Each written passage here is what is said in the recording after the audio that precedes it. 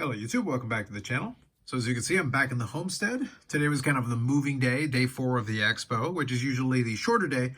It goes until 5 p.m. So at the time I'm recording this, there's still some time left in it. So some of the dealers are probably already in the process of starting to pack up, and there'll be a lot of that as people start heading out the door.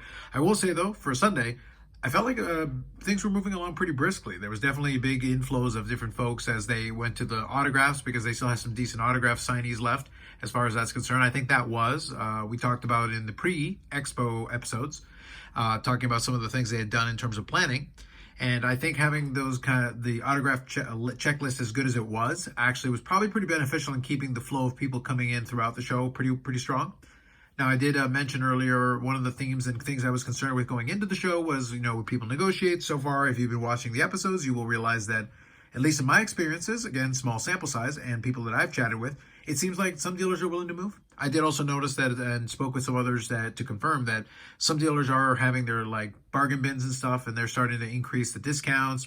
I found the dealers, for the most part, to be willing to at least move with you on price a little bit. They're not fighting you too hard when you try to bump down the prices based on the sticker, which is probably to their benefit, honestly, if they want to sell the stuff and not have to cart it all the way back. And that's more in line with traditional. Now you can see also here as kind of a funny little side thing, I needed to grab some of these one-touches. So I ended up grabbing the big George Laraque protectors because, of course, you got to have a hockey player endorsing card protectors. Canada. Yep. Anyway, so I need a couple of those for some cards, so I managed to pick those up. So quick recap, just fast on some of the cards that I had picked up already. This one is kind of a personal hidden gem, given that it's in that late 90s period, and it's one of those ones that has proven to be a little bit more difficult to find than you would expect based on the print runs and everything. So I've shown that one out of 2,500, so I'll just include that one here. So that's definitely a highlight. There's some really nice cards, though, coming up here that I'll show off. Obviously, this one was early on. This one was the out of 500, the Superlative Famous Fabrics. That's the out of 4 silver version, so I'll put that one down. Then we have the autograph as well. You can ignore the stickers and a lot of this stuff because that isn't what I paid. This is the gold one out of 50, all-time alum from the cup. Solid. And then this one was a highlight from last video. The Foundations out of 10. 3 patch pieces there. So that's a great one. So I'll put that here for a second.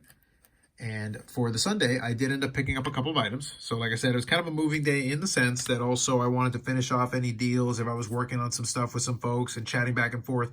Today was the day that we kind of finalized it, came to an agreement, and then, money changed hands where it needed to, or if the deal was no good, and we moved on. So there were only really 2 things that I was trying to do, and I was able to be successful on both. So one of them that I did was able to do is, I didn't have any luck finding 53 Bowman Color, but I knew that one of the dealers had a nice stack of 63 Fleer, so I definitely wanted to look through those and potentially add some to my set. I ended up adding 11 in total, so I'll quickly go through those just to show you.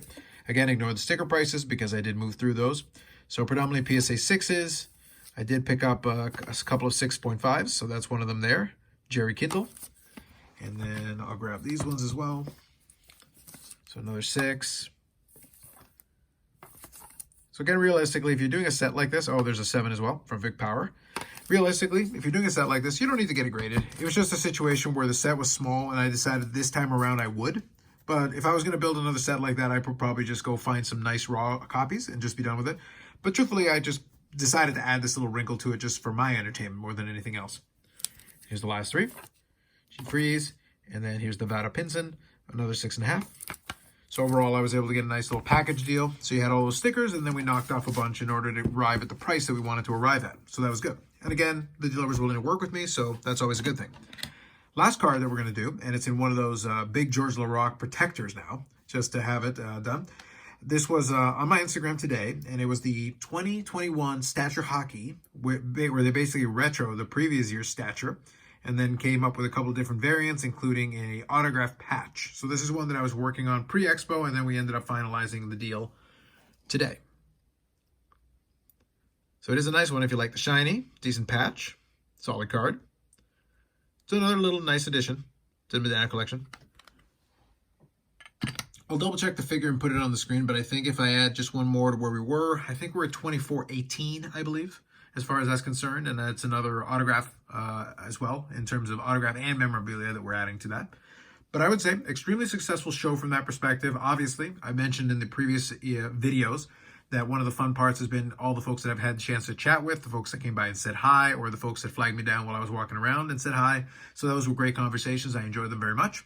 Those of you who do watch the channel and the episodes, so thank you for that. Thank you for the support as far as that's concerned. And I'm glad that a number of you seem to be enjoying the live streams. So that will continue. We're having our fun with that. So I expect that to continue going forward. And I'm also very happy we were able to get the live stream done on Friday. So thank you again to Jason from Cards and Comics for being accommodating and helping us out with that and making sure we were able to keep the weekly tradition going. So we're going to continue that this upcoming week. We'll be back to the normal time slot, Friday, 8 p.m. Eastern time. The PSA Canada one will also be happening this week. Obviously, this past week we were off because of the Expo, but next week we will be having a regular episode on Thursday, 9 p.m. Eastern time on the PSA Canada YouTube channel. So I spoke with Brad, and we're going to be definitely having an episode. They're going to need a break anyway, getting away from some of the sorting and packing and everything they're going to have to do to get the cards out that people were submitting. I will say, when I was looking over there, the PSA Canada booth was hopping. There was definitely a lot of stuff going on. Even on Sunday, with all this stuff happening, you saw lineups. Everybody seemed to be busy. Everybody seemed to be moving along and getting cards in and out, and people were showcasing different cards that they wanted to potentially get graded. And a number of them, they took in a number of submissions from that perspective. So you got a little bit of a taste of it in the last video as well, just from a 20-minute snippet of one of the days. But even today, it was still busy in terms of a line. So definitely seemed to be a successful show. The hobby might be dead, but apparently our little corner of it seems to be operating okay. At least as long as you price things correctly, then you have a much better chance of actually getting some of the money you're hoping to get.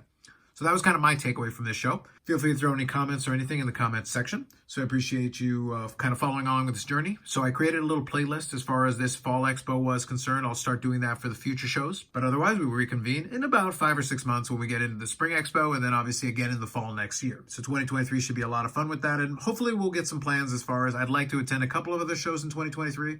Tentative plans are already in place, so we'll talk more about it when that comes in.